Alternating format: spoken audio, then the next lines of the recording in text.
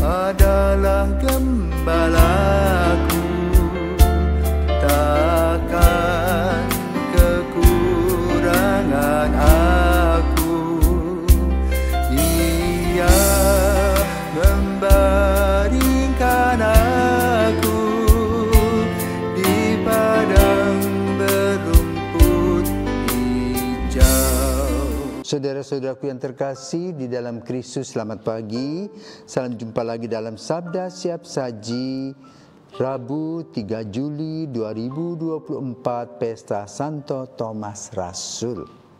Marilah berdoa dalam nama Bapa, Putra dan Roh Kudus. Amin.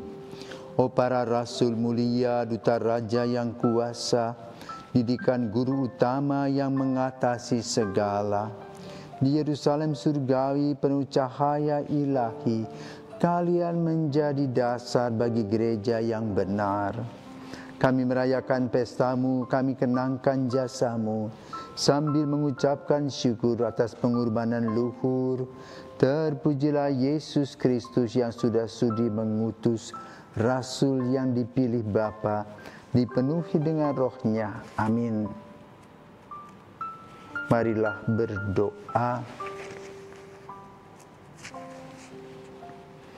Allah Bapa yang Maha Kuasa dan Kekal, kami bergembira pada pesta Santo Thomas Rasul-Mu yang mengimani Putra-Mu sebagai Allah. Semoga kami senantiasa dilindungi olehnya dan kelak memperoleh kehidupan bahagia karena percaya akan nama Yesus Kristus Putra-Mu dan Tuhan kami, yang hidup dan berkuasa bersama Bapa dalam persekutuan Roh Kudus sepanjang segala masa. Amin. Tuhan bersamamu dan bersama rohmu. Inilah Injil Yesus Kristus menurut Yohanes. Dimuliakanlah Tuhan. Pada hari Minggu Paskah, ketika Yesus menampakkan diri kepada murid-muridnya, Thomas, seorang dari ke-12 murid yang juga disebut Didimus, tidak ada bersama-sama mereka. Maka kata murid-murid yang lain itu kepadanya, "Kami telah melihat Tuhan." Tetapi Thomas berkata kepada mereka, "Sebelum aku melihat bekas luka pada tangannya, dan sebelum aku mencucukkan jariku ke dalam bekas paku itu, dan mencucukkan tanganku ke dalam lambungnya, aku sama sekali tidak akan percaya." 8 hari kemudian murid-murid Yesus berada kembali dalam rumah itu, dan Thomas bersama-sama dengan mereka. Sementara pintu-pintu terkunci, Yesus datang, ia berdiri di tengah-tengah mereka dan berkata, "Damai sejahtera bagimu." Kemudian dia berkata kepada Thomas, "Taruhlah jarimu di sini dan lihatlah tanganku. Ulurkanlah tanganmu dan cucukkan ke dalam lambungku. Dan jangan engkau tidak percaya lagi, melainkan percayalah." Thomas menjawab kepadanya, "Ya Tuhanku dan Allahku." Kata Yesus kepadanya, "Karena telah melihat aku, maka engkau percaya. Berbahagialah mereka yang tidak melihat, namun percaya." Demikianlah sabda Tuhan. Terpujilah Kristus. Para pirsawan yang terkasih, selamat pagi. Thomas merupakan rasul yang dipilih oleh Yesus untuk membuktikan dengan jelas dan nyata apa yang disebut dengan Yesus bangkit. Kenapa? Karena Thomas adalah rasul yang kecewa. Ketika Yesus ditangkap, dia meninggalkan kelompoknya dan kembali ke kampung.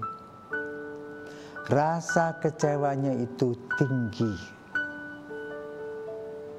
semua pengalaman bersama Yesus 3 tahun itu seolah-olah tidak ada artinya. Dan ini juga merupakan bahan refleksi kita.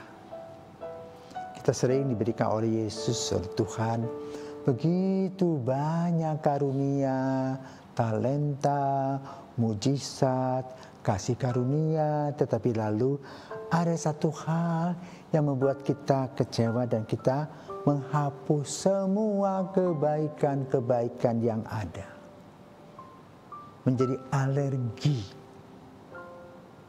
Inilah sifat Thomas yang disebut Didimus tadi. Maka sejarah terus berjalan. Kalau kita membuka kembali apa yang disebut dengan kebangkitan, berawal dari pemberitaan pada para wanita. Kenapa para wanita lebih menggunakan perasaan dan hati daripada para rasul yang menggunakan kepala? Karena itu dalam peristiwa kubur kosong, bukan laki-laki, bukan para rasul yang pertama yang tahu, tetapi digambarkan sebagai perempuan-perempuan yang merasa mempunyai hutang budi kepada Yesus karena secara tradisi mereka belum melaksanakan tugas kewajiban sebagai seorang ibu yang memandikan Yesus sebanyak 7 kali. Dan itu merupakan tradisi keyahudian. Maka ketika para wanita ini belum melaksanakan tugas itu, dengan digagas oleh Maria Magdalena, maka mereka mempersiapkan semua ramu-ramuan wangi-wangian dan mereka menuju kubur Yesus. Karena itu di dalam perjalanan, dalam gelap gulita itu mereka bertanya, nanti siapa yang membuka pintu kubur? Dan ternyata pintu kubur itu sudah terbuka. Siapa yang berani masuk ke sana? Melihat dari jauh, Maria Magdalena. Karena apa? Secara psikologis dia merasa kehilangan Yesus. Kedekatannya dengan Yesus itu membuat dia merasa kehilangan. Merasa kesepian. Dan sampai di kubur, dia melihat dari jauh karena Yesus tidak dikubur di dalam lubang, tetapi di atas tempat seperti meja begitu. Sehingga dari jauh bisa kelihatan. Dan Yesus tidak ada. Kain tergulung. Maka dia tidak berani masuk. Dia sampaikan kepada Petrus. Maka di dalam satu Injil dikatakan Petrus berlari bersama Yohanes. Yohanes lebih dulu datang tapi tidak berani masuk. Dan Petrus melihat kubur kosong. Yesus tidak ada. Dari situ rasa penasaran Maria digambarkan dalam Injil, mencari-cari Yesus, bahkan bertanya kepada seorang pria yang disangka tukang kebun. Dia berkata, Pak, apakah melihat Yesus? Lalu Yesus berkata, Maria. Dan dia mendengar suara Yesus. Tapi Yesus berkata, jangan dekati aku harus pergi ke Yerusalem. Itu kubur kosong. Kedua, orang mati yang bisa pergi ke sana kemari dan minta makan. Ya. Buktinya Emmaus, 2 pemuda Emmaus, di mana mereka digambarkan sebagai pemuda-pemuda yang kecewa akan apa yang dialami. Mereka mempunyai pikiran-pikiran dan harapan-harapan akan mendapat tempat yang luar biasa sebagai murid Yesus, tapi ternyata gigit jari. Dan Yesus mendengarkan semua keluh kesah. Sampai akhirnya mereka sampai di Emmaus dan mengundang Yesus makan, dan baru di sana mereka melihat Yesuslah yang hadir dan mendengarkan keluh kesah mereka.